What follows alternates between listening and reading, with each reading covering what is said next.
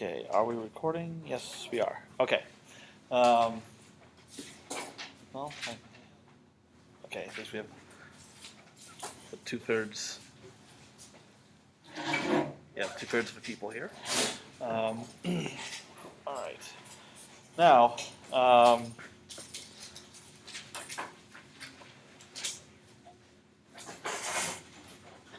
okay, as a reminder, well, I probably don't have to remind you guys, but no class Thursday. That'd be probably one of the few things you'd remember.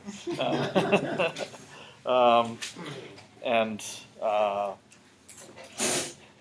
the thing is, it's Tuesday, but I'm already like over it, and I know some of you are also because of whatever test you may have had. And so when I was looking at the subject, the section I'm covering today, or part of it, and like, of course, if I focus on whatever I need for homework or later material, that might not be much. And like, well, I don't really have a problem with that. Okay, I'm still in the process of composing the midterm exam. So I realized that I had looked at some previous tests and practice tests that I'd given in this class, and I was mortified to find that in one instance I made the practice for the real exam problem exactly the same as one of the practice problems. Like, no, we're not going to do that. So that encourages bad habits. So that's going to take a little more work. So for the a little more information about the formats test. That's right. I want to be sure to be especially mindful of my penmanship and maybe use a larger font size.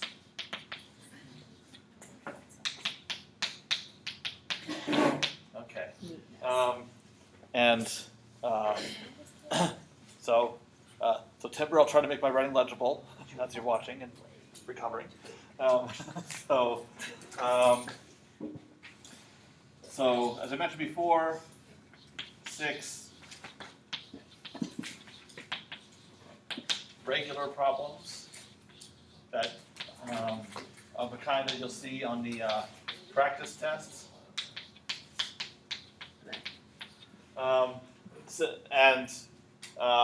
So 4 of them are from chapter 10, 1 problem from chapter 3, like Gauss elimination type things, and 1 problem from chapter 5 on iterative methods, Jacobi, Gauss, Seidel, SOR.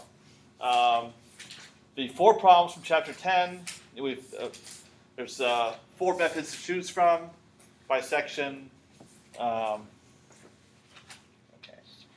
I'll just write all this down. By section, fixed points, Newton, secants. It's not necessarily going to be 1 problem per method. I don't remember what I did in a practice test. I think it might have been 2 fixed point problems or something like that. So that can happen. It's not just applying a method, as you can also see in a practice test.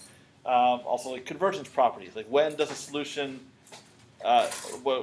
exist, or when does the iteration converge? How rapidly does the method converge? Quadratically, linearly. Those kind of properties are essential to know. Okay, so chapter 3, that's Gaussian elimination and related concepts. Chapter 5 is Jacobi, Gauss, Seidel, SOR, something drawn from that material. Okay. All right. Actually, I think that part I might have already told you, but maybe not to this level of specificity. And then the rest of the test, 20 quiz-like questions. So it's going to be 20 of them? Yes.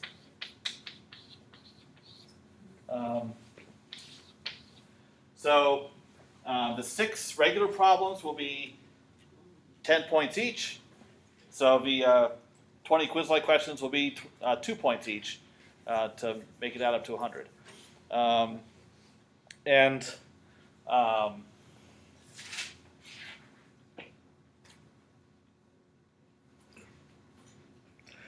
okay. Now, I'm not, okay, so how I'm going to make the 20 quiz-like questions, I am not going to copy and paste questions from the quizzes. I'm just going to make stuff up based on that material. No, so if it happens to resemble a quiz question and you decide to study by memorizing a quiz, well, that worked out pretty well for you, didn't it? But the point is, that would only happen by chance.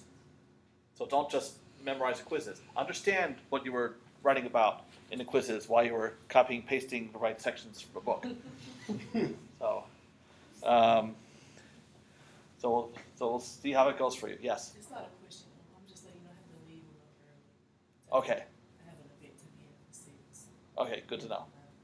Not dressed. Well, we might not need the whole time today anyway. We'll see how it goes. Okay. But still, going through the quizzes is the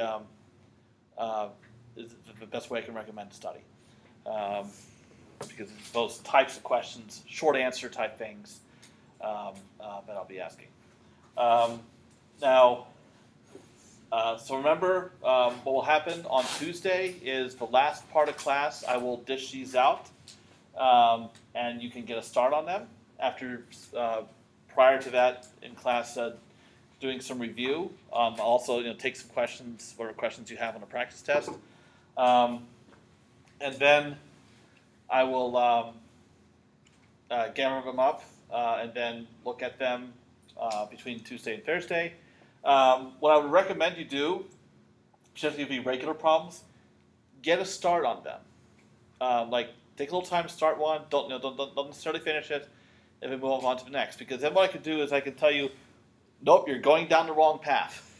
You need to try something else. So basically it's a sanity check, because this is meant to help you get over your test freak out. So then when you come back on Thursday, you have some idea of where to go. When it comes to tests, even though I know I'm kind of slow about grading some of these things, but not tests, I try to get those done quite quickly. So the following Tuesday, so the 10th, I believe. The 10th is when I'll have these back to you. So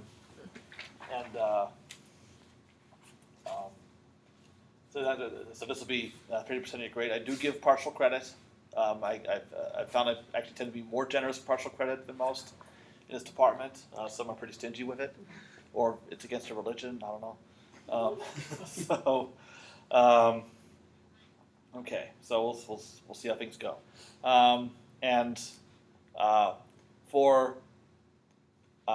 Because this is a mixed undergrad graduate class, there will be a curve for the undergrads,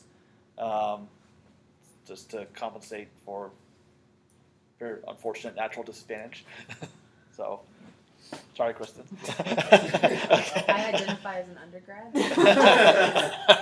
and only on test days. Okay. All right. So you over there can benefit from that. Okay.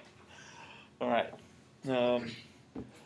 Okay. And as a reminder, since I graded homework recently, finally got around to it, that you have an opportunity to revise that based on the feedback that I gave. The average on that one was, I hate when it won't show up in my recent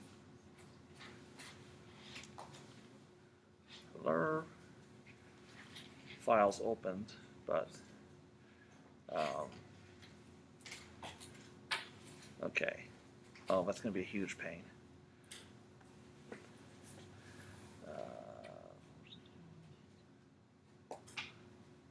Here we go. Okay. Well, the average was still high on homework 4, iterative methods. The average was 87. You finish money? What? You finish and Oh. finish money? I didn't receive it. Oh. Yeah.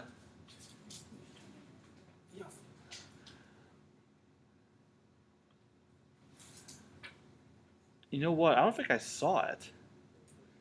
I have a homework 5 from you. Let's see, and then I have a revision of a previous assignment. I want. You give a Let me. you give a previous one. Right. Okay, let me check my other folder. Okay, I'm looking at every email I've gotten from you related to this class, and I don't see a homework 4. Unless it was like mislabeled or something. Yeah. So, could you just resend that? Okay. Okay. Yeah. So don't worry about that. I'll take care of it. Yeah. I was wondering, like, because I got all you guys' assignments, and like, it didn't. Yeah. Well, pretty much almost everybody in this room, but yeah. Okay.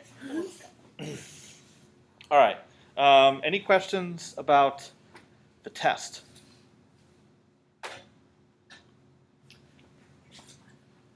Oh, that's right. You guys don't ask questions. Wait, the regular problem said, can you, is that gonna be like the ones on the. On the practice. But practice test gives you a better idea. Okay. Yeah, because the homework problems many of them are so MATLAB oriented, and this is not at all. So Question. Yeah. Are any of the quiz-like questions, are any of them going to have to do with MATLAB stuff? not a bit. Yeah. Okay. Yeah. This is a MATLAB free zone. For That's the too test. bad. Okay. Well, you know, I like to give people a fighting chance. So, Okay, so I guess making MATLAB free works against you, but because MATLAB's kind of your bread and butter. But okay, I might not phrase this question accurately. That's okay. okay, We were working last night with number 2. Yeah. You're going to explicitly give us like the function. We're not going to have to do any weird manipulations to get to a function or anything like that. I'm trying to think of questions. okay. Joseph Bird was trying to ask us. I can't promise that because of what's a possibility is I give you f of x equals 0, Right, that's where the question came from. If they get like, if and we then have f of x make it equals into x equals g of x. 0. So that is a possibility. It is a possibility. Yeah. That's what made us all disgruntled. Okay. And then you're pretty much always going to ask us to do 3 iterations.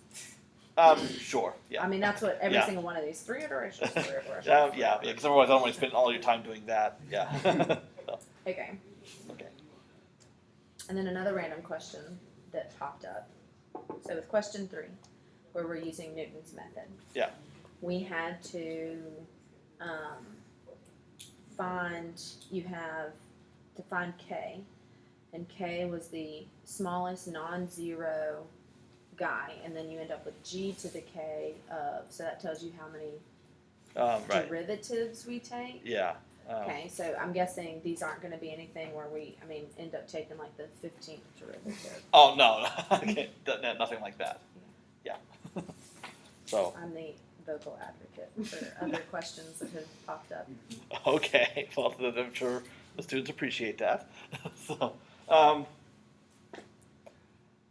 not diabolical. I know. Well, that's what I said, but nobody believes me. Okay. I agree. Oh, okay. Because I'm like, it's not going to be anything ridiculous. Well, I'll try not to, but I know that from you guys' point of view, but yeah. Yeah,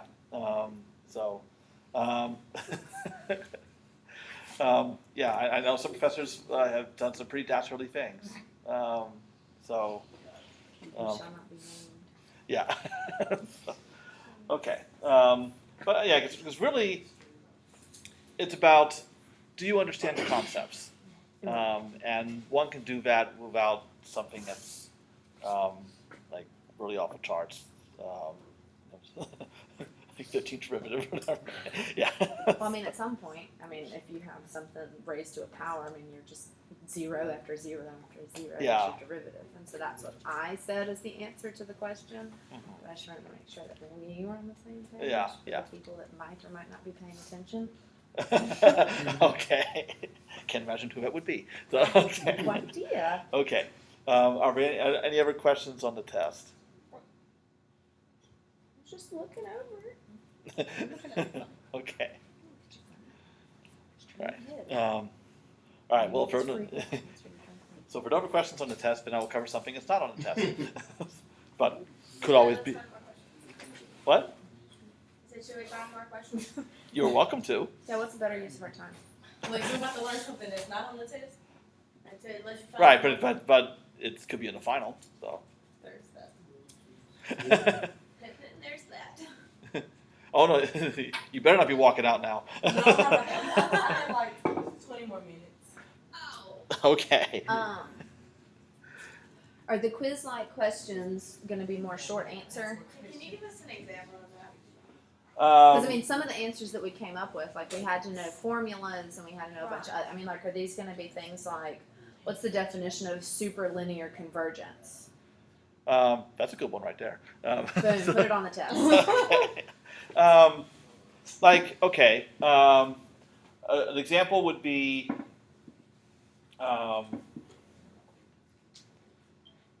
like, okay, what is the order of, like, okay, here's maybe a two-part question. One, what is the order of convergence generally of Newton's method?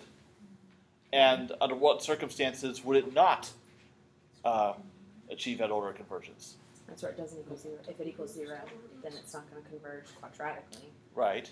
But if it does and it equals 0, then it will converge quadratically. Right? Yeah. Didn't we just flippy floppy those? So, got yourself an answer. If I put that question on the test. But that's a reasonable possibility. Okay, so it is going to be something that's going to be like Yeah. short. Yes, because I hate Page grading. 20. Yeah, So. that's true.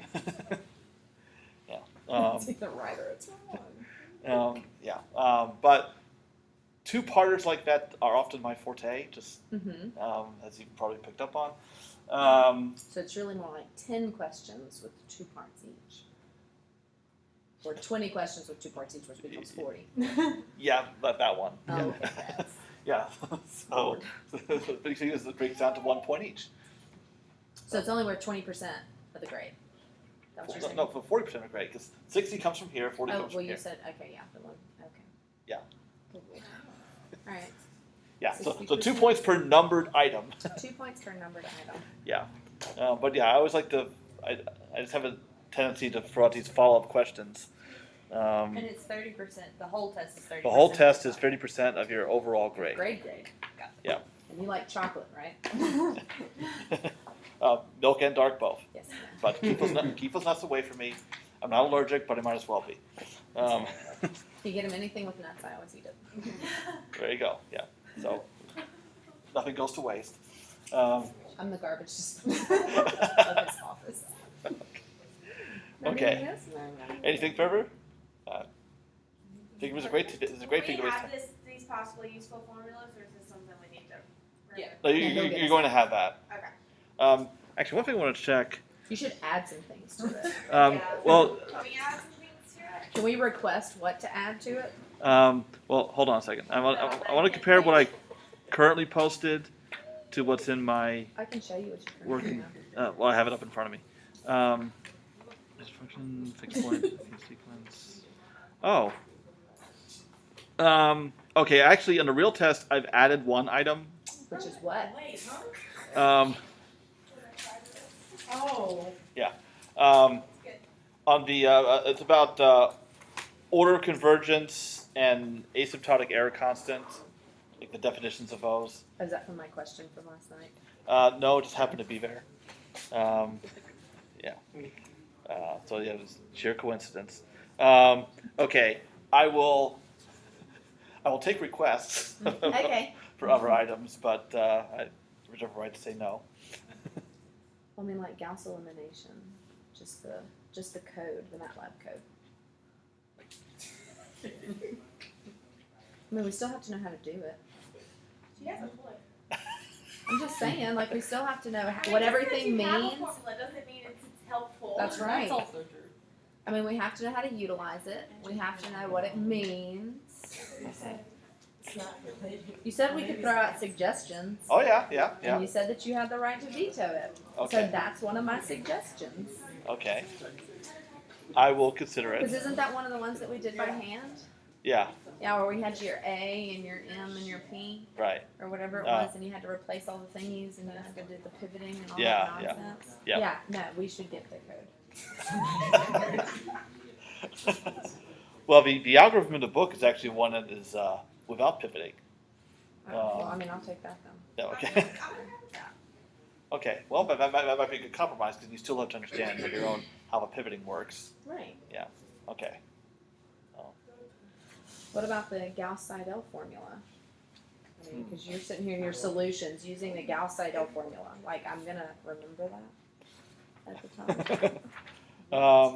Well, what I might do in that one is one that's like in matrix vector form.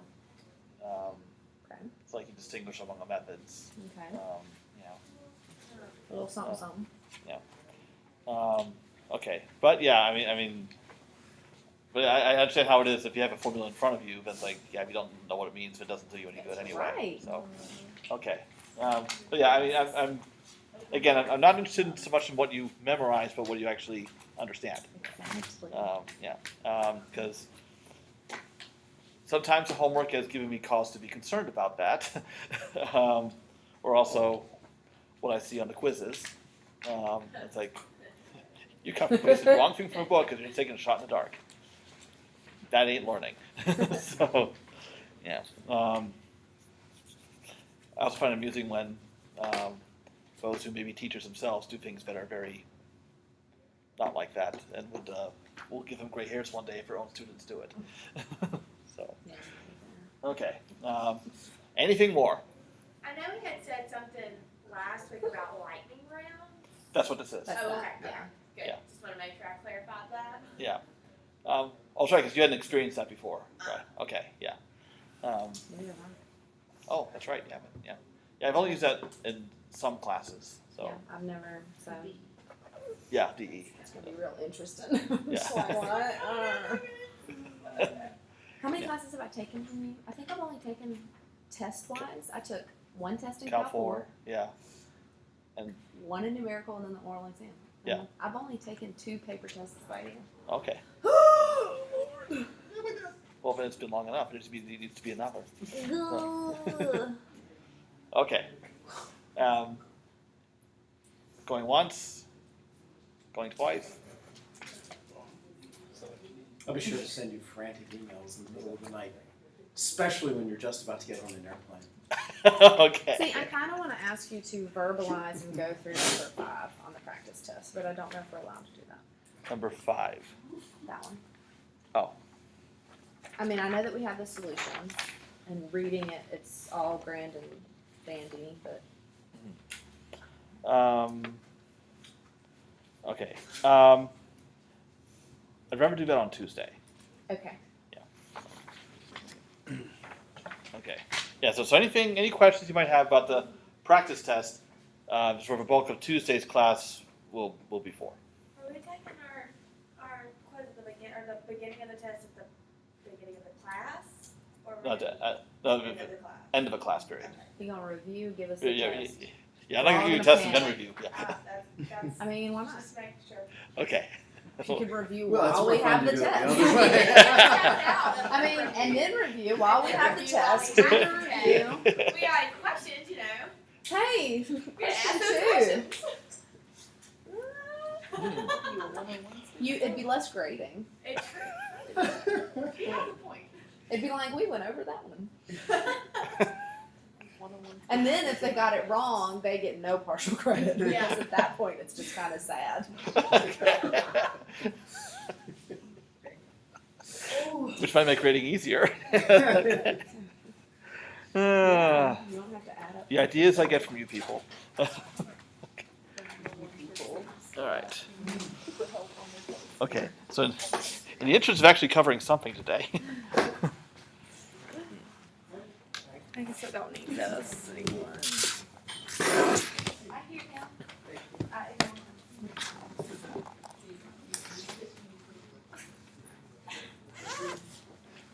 Okay. Now,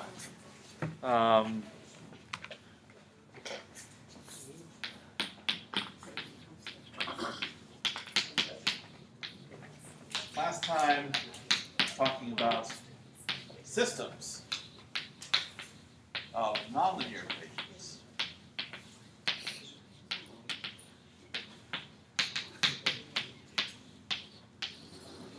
Okay. So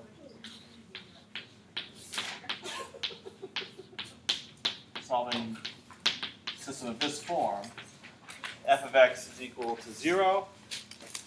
We're now at the 0 vector, and f is a vectored value function of n inputs and outputs.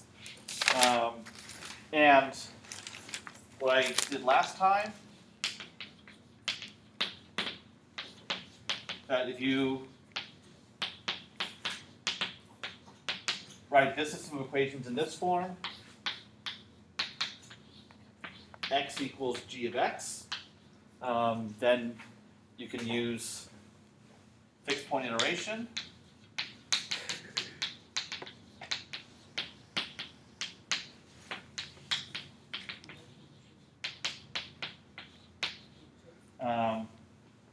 And like fixed point iteration for a single equation that will be on the test, that the convergence is usually linear. And the so what we have is the this goes to the definition of order of convergence and asymptotic error constant, which is familiar to you from chapter 10.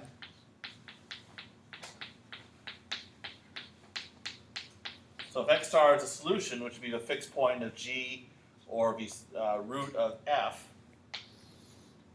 and since this is linear convergence, that I don't have a power here, it's to the first power for linear.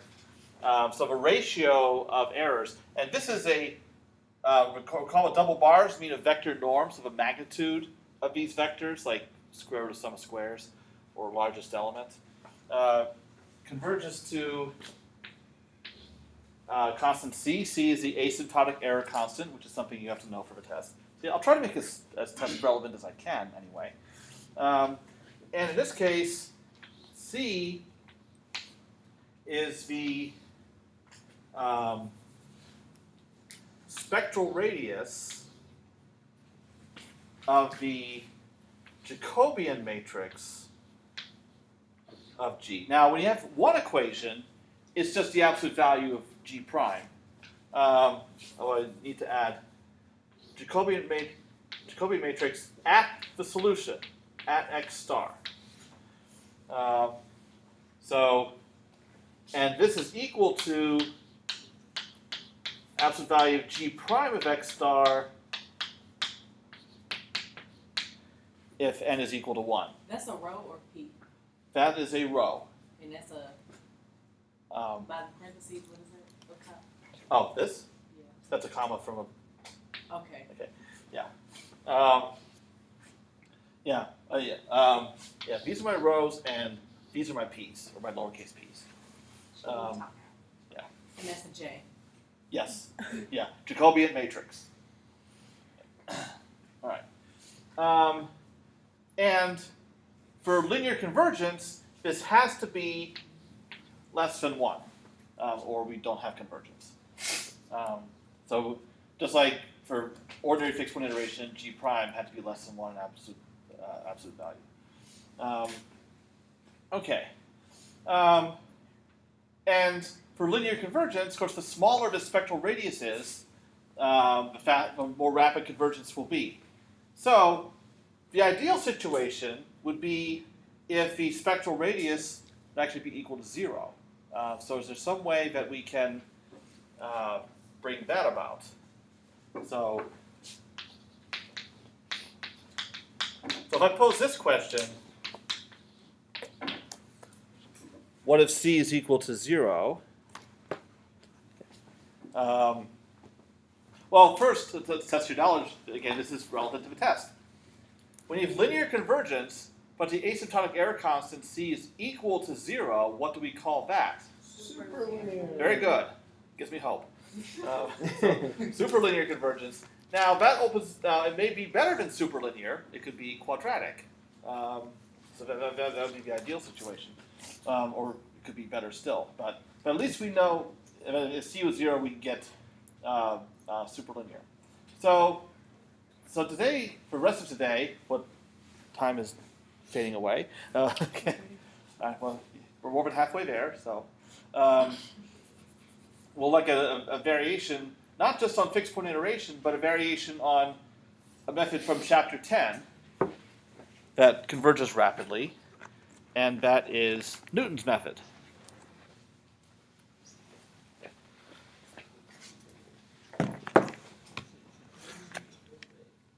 What? We're plotting, Plotting what? studying, Okay.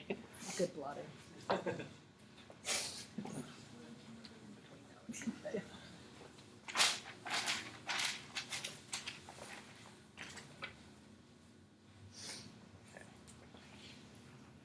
All right, so Newton's method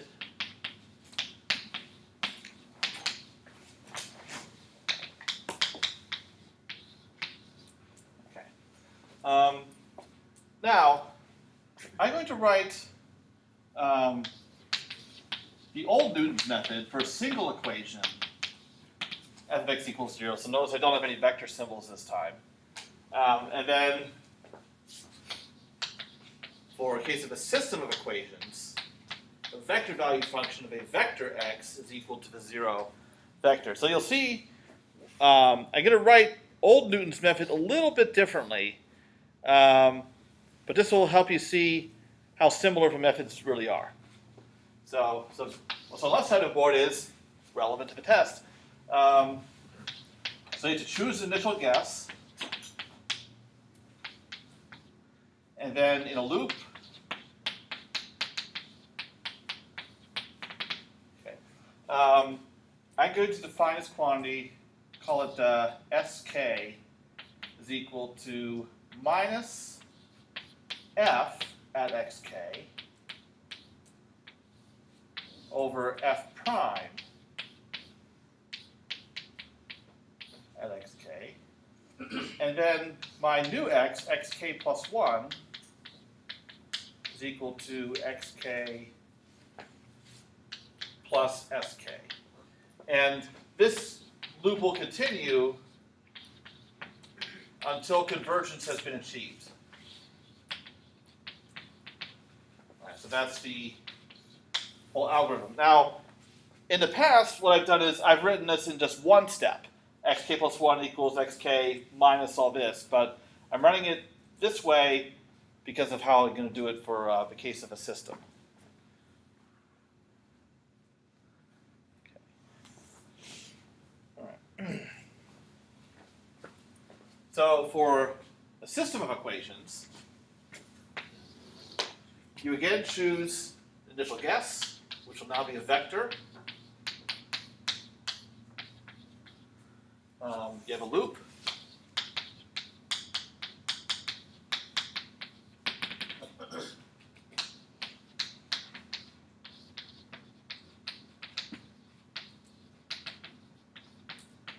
Okay.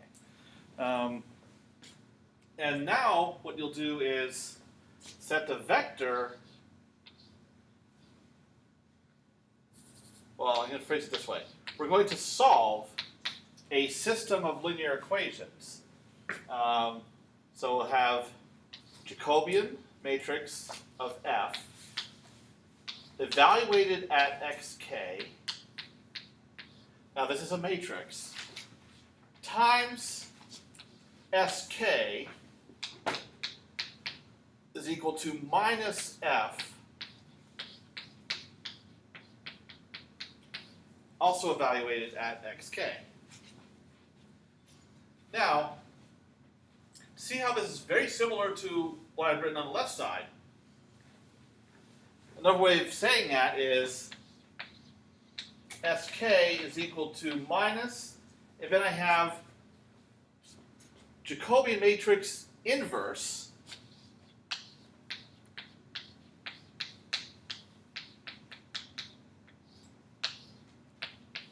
times this vector, f of xk. Okay. So, for Newton's method for a single equation, we take minus f and we divide by the derivative. Well, what are we doing here? We're multiplying by the multiplicative inverse of the derivative. So if n was 1, we only have one equation. This would reduce exactly to what's over there. It would be exactly the same thing. So this is how we generalize from one equation to n equations. And then, just like in the case of a single equation, once we have sk, we add that on to our previous iterates to get our new iterates. And that's the algorithm.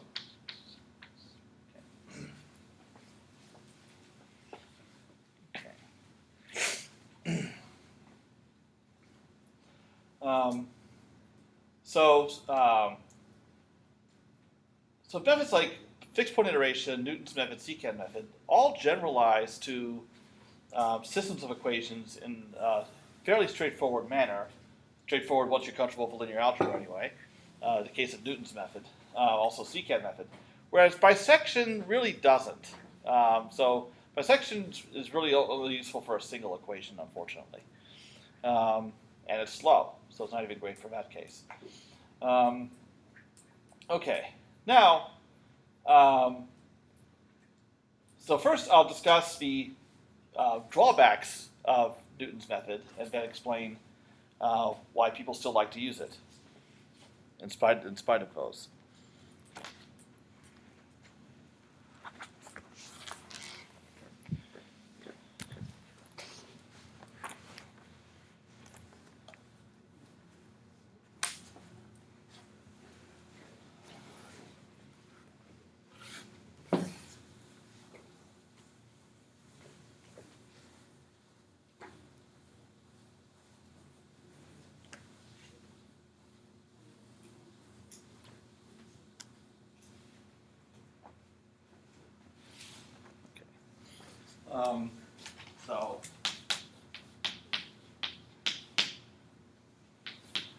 So for Newton's method, we'll cover the why not and then the why.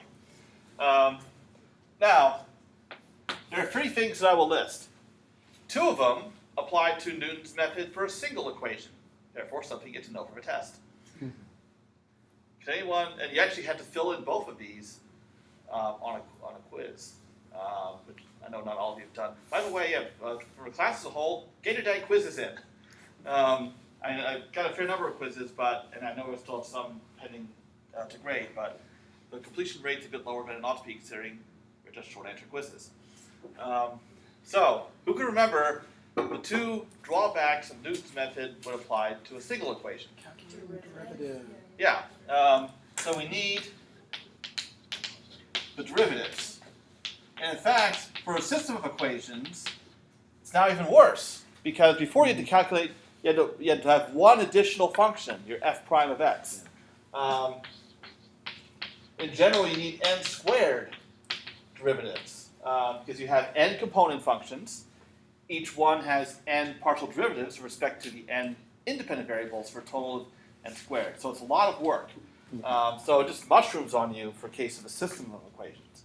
All right, good. What's the other one? It's not guaranteed to converge. Yeah, not guaranteed to converge. You need a good initial guess. Except for certain special cases, like if a function is convex, you can guarantee convergence.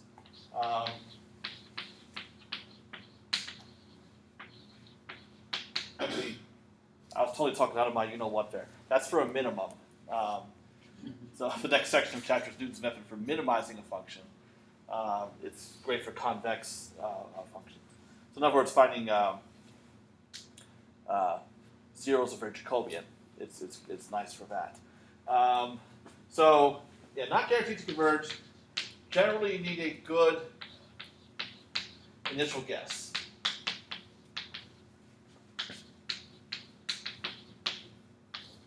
Okay. Actually, there is a theorem that I came across recently. I want to make sure I get the spelling of it right.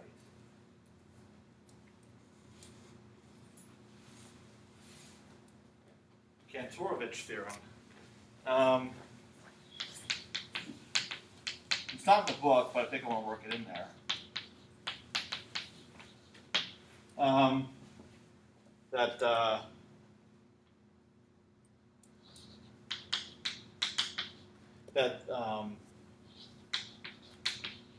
It states conditions. It describes conditions under which Newton's method can be guaranteed to converge. So in other words, it gives you an idea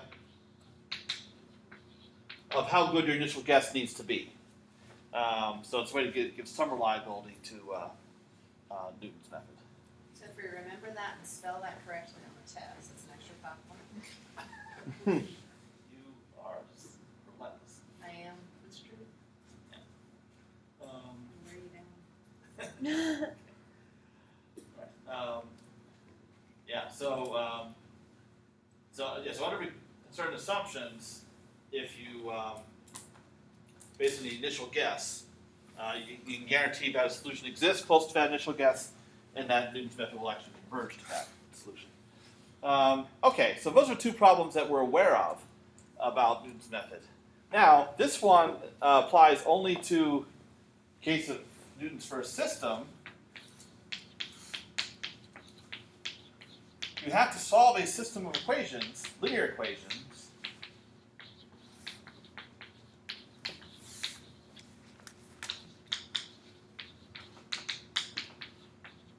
during each iteration.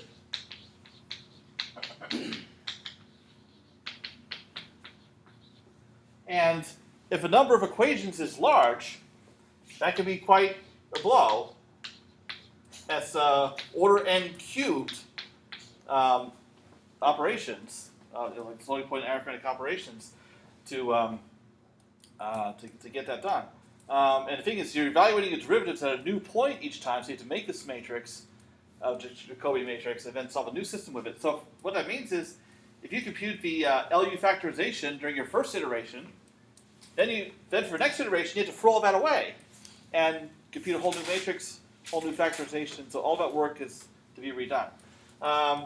Now, I won't be able to get into this due to time, but this is covered later in this section.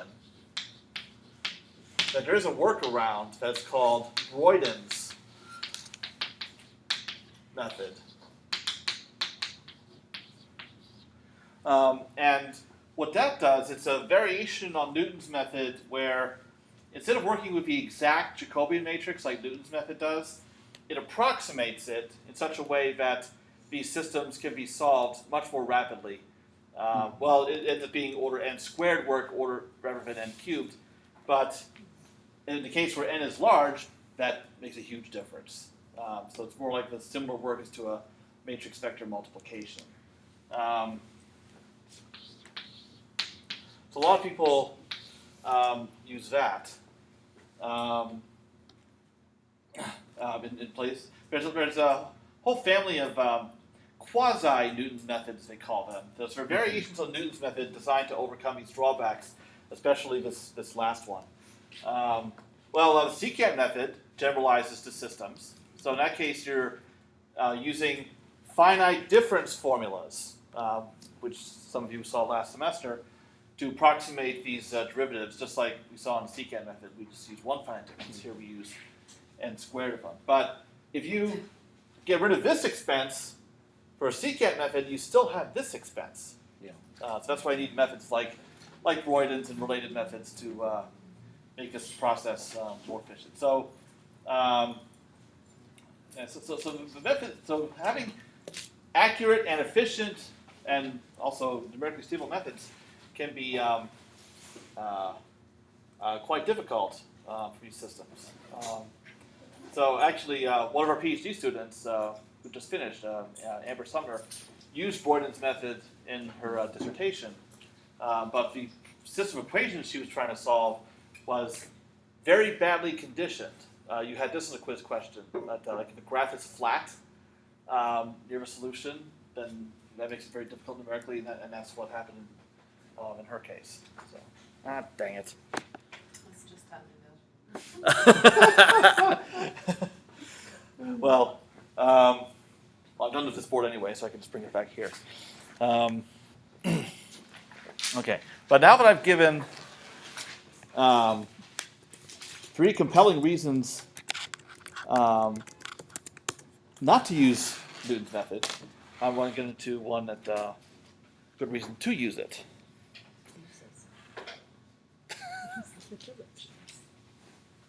The directions say use Newton's method.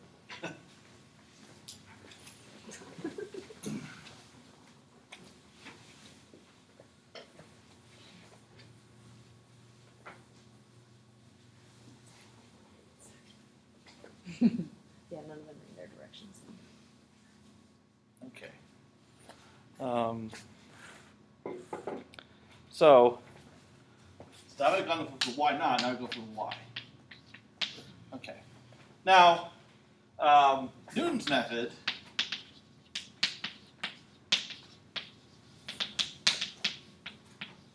is equivalent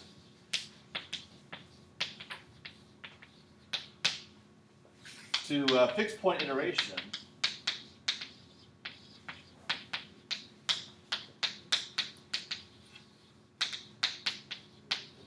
where your g function is going to be the identity. Yes, this is not identity. It's going to be x minus the Jacobian matrix of f evaluated at x times f also evaluated at x. So the idea is, for Newton's method, we have xk, and we substitute xk in here and here also. Oh, this is the inverse. Forgot about that. And we evaluate that whole expression, and the result of it is xk plus 1. So what I'd like to know is, what is G, the Jacobian matrix of G, at the root, at x star? So in other words, we have f of x star is equal to 0. So we need to figure out the Jacobian matrix of this whole mess. So in general, the Jacobian matrix of G at any point, well, first we have x. Now, in single variable land, the derivative of x is 1. For multivariable land, the Jacobian matrix of x is the identity matrix. So that handles the x. So it's the same idea. And then, for this, we have a product of this inverse matrix with this vector. So what I need to do is take the Jacobian of this expression here. So what I need to do is write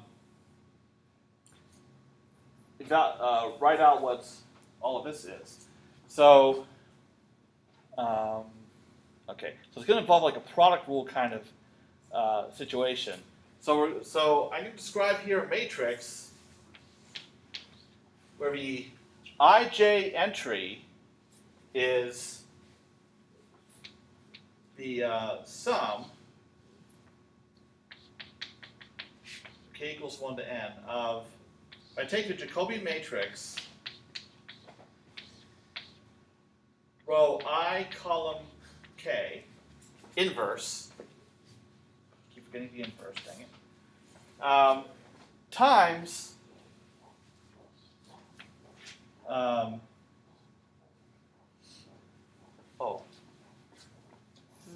sorry, I goofed.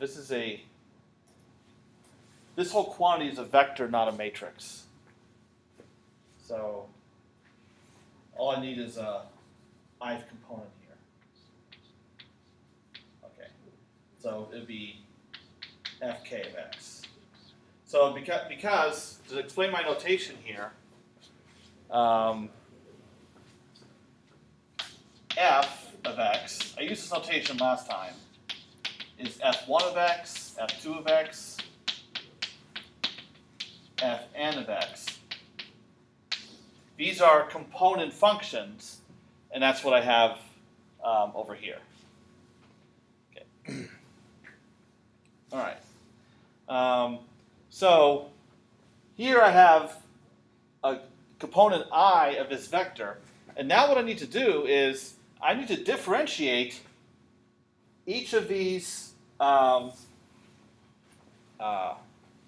I have to differentiate each of these with respect to all the independent variables, all the x's, x1, x2, up to xn.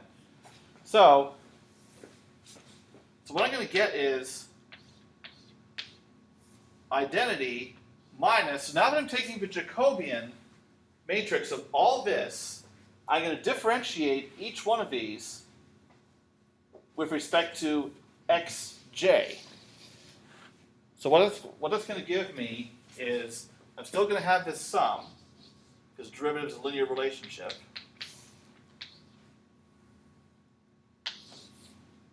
And what I'll have is Jacobian of f at x inverse entry ik times partial derivative of fk with respect to xj at whatever x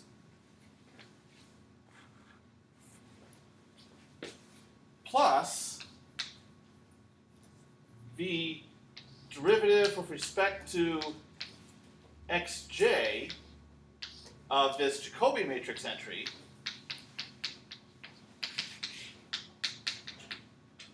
times fk at x. All right, so, and this is the ij entry of this matrix. That is my Jacobian matrix of all of G. Now, I realize this is a big mess, but it's going to get a whole lot simpler. Because now what I'm going to do is, I don't really care what the derivative of this Jacobian matrix is at any old x. I care what it's equal to at x star. So I'm going to plug in x star throughout. So I'll have x star plugged in everywhere. You see an x. Sorry if this messes up your notes. Yeah. But I want to write this all over again. I know you don't either. Okay.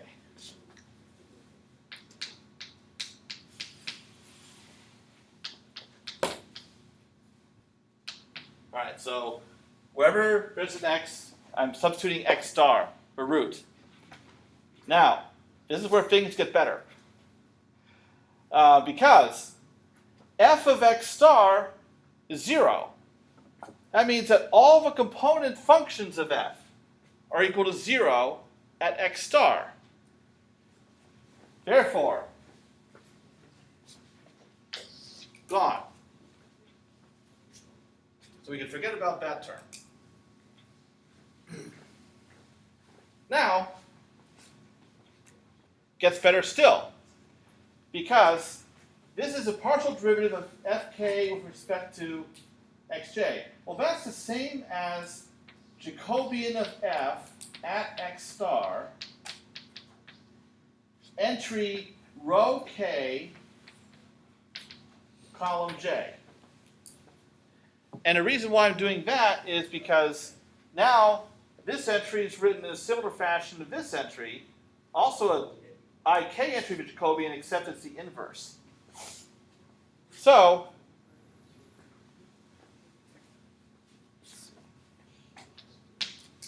I don't feel like going to another board. So this whole mess is equal to identity matrix minus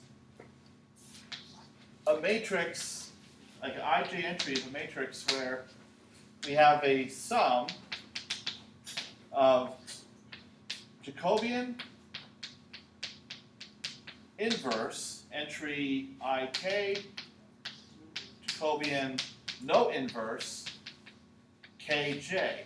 Now, if you knew the formula for matrix-matrix multiplication, this is the same as Jacobian inverse times an x star times Jacobian no inverse an x star, entry ij. But when you multiply a matrix and its inverse, what do you get? Yes, you get the identity matrix. So the whole thing is, I wish I had more room, but I don't need it really. Identity over here minus this is also identity, which is 0. So sometimes I've had cases where I have a big, long, complicated expression like this, and it condenses down to practically nothing, like 0 or 1 or whatever, and students get outraged. Yeah, I was just about to go like what my students would do. I'm at work and it's just 0. Yeah. So it's like, why? Is that a bad thing? That's a good thing. Yeah. So the Jacobian matrix at the root is equal to 0. So in other words, the asymptotic error constant for a fixed point iteration for this choice of G is 0. So since I've already displayed extremely horrible board usage, I might as well just go all the way with it.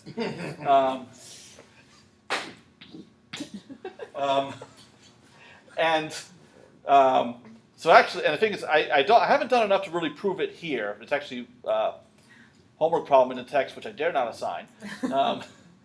But what can actually be shown is, just like with a single equation, Newton's method generally exhibits quadratic convergence.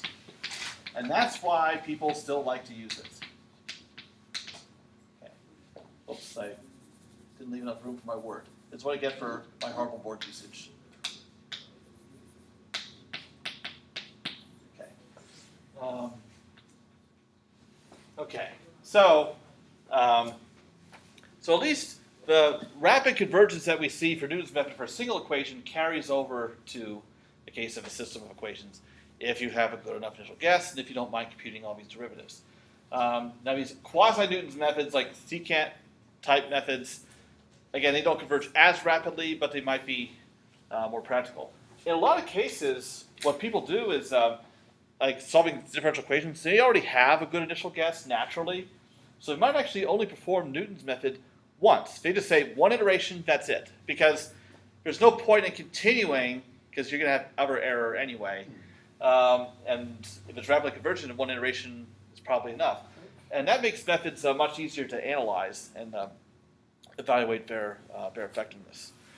Okay, so yeah, because then you don't have to put in a loop or anything. You just go ahead and do that step and you move on. So that's what I noticed, like especially during my time in the in petroleum engineering, people were solving nonlinear systems of differential equations all the time, and used Newton's method with the implicit methods for their time stepping. And in a couple of weeks or so, you'll know what an implicit method for a differential equation actually is. So I'll just recall this then. Okay. So that's all I feel like saying about solving systems of nonlinear equations. We will use this again toward the very end of a semester because after you guys deal with a test and suffer through that, then the rest of the course will be about numerical methods for ordinary differential equations, initial value problems, boundary value problems. And for boundary value problems, this will come up. We'll actually apply Newton's method for a system. Okay, so our answer was 7 minutes, but we're all worn out, aren't we? We have 12 minutes left in us. He's gonna sit here for 12 minutes. He speaks for himself and only himself. Okay. Well, Solely himself. yeah. All right. I'll speak for the rest of the class. We're ready to dip out. Thank Yep. you. Okay. Well, this is the last only class I'm teaching this week, so. All right. You down too. Yeah. Okay. So working on practice test. Bring your questions about it on Tuesday. And I guess I have to finish the real test.